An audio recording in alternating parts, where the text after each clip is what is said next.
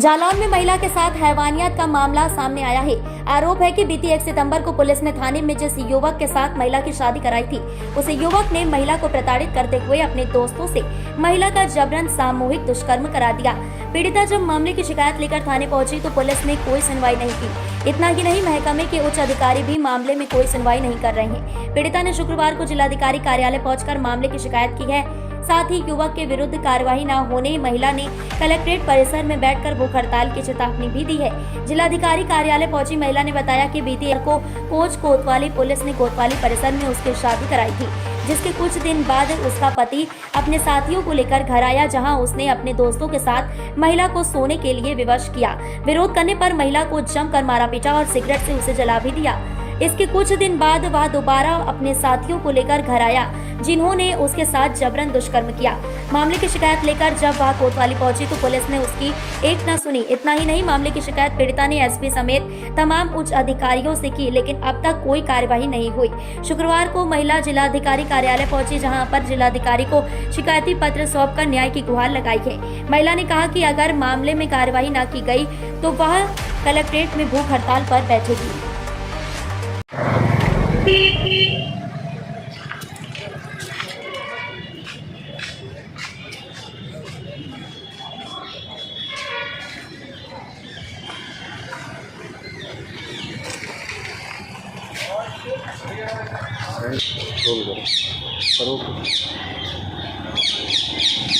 आज एक शिकायती पत्र लेकर आई हैं। क्या शिकायती पत्र, क्या शिकायत की है आपने?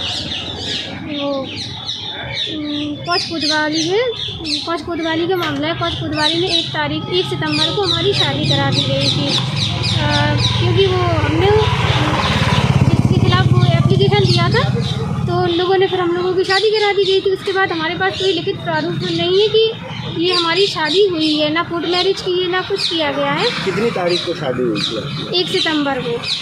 1 सितंबर वर्ष 2024। क्या नाम है जिससे शादी कराई थी? निष्कर्ष उर्फ बॉबी कुशवाहा। तो क्या आपका इससे प्रेम दुश्मन चल रहा था?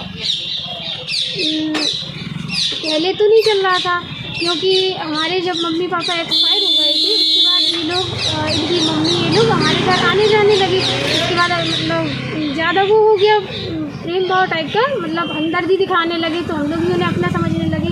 तो एक दिन हमारा बर्थडे था, तो उस दिन ये केक लेके आए, उसमें कुछ पता नहीं क्या मिला के लेके आए थे। तो उसके बाद उन्होंने मतलब केक काटा और वो केक खिला दिया। केक खिलाने के बाद उन्होंने नशे की हालत में हमारे साथ गलत काम किया।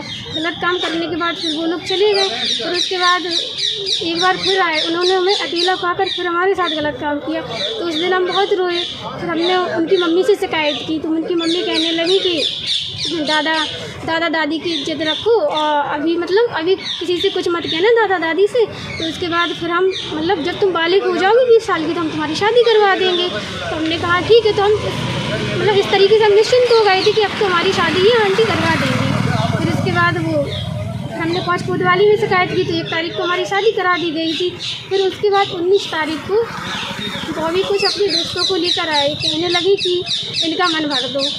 तो हमने कहा कि हमने उनको बुरा भला कहा, तो उन्होंने अपने दोस्तों को भगा दिया। फिर उसके बाद फिर उनके 2-3 दोस्त आए, तो उन्होंने हमारी मर्ज़ी के खिलाफ गलत काम कराया।